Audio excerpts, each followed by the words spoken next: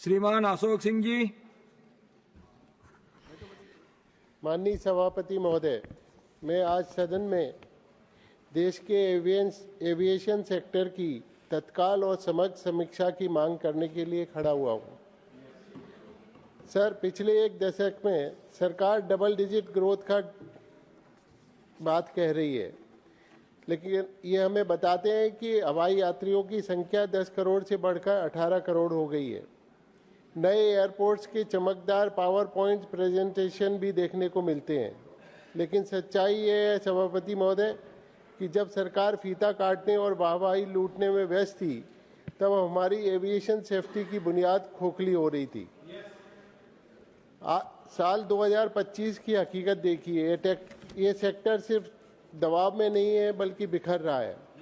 हमने इस साल की शुरुआत में एयर इंडिया का वो दर्दनाक हादसा देखा है जो हमारी राष्ट्रीय विवेक पर एक बदनुमा दाग है।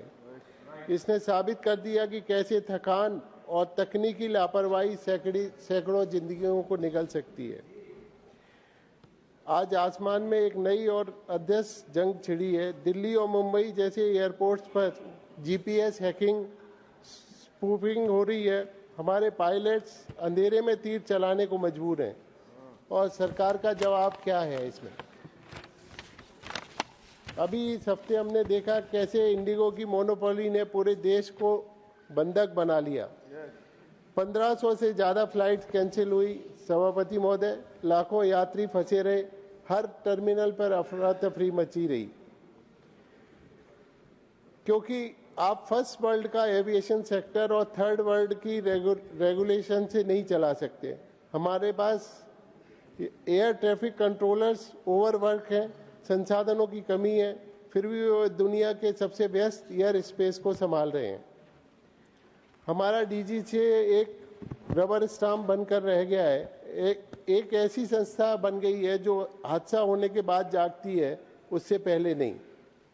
लेकिन सभापति महोदय, इस लापरवाही के पीछे कुछ और गंभीर वजह हैं। हमें कुछ कड़वा प्रश्न पूछना ही होगा।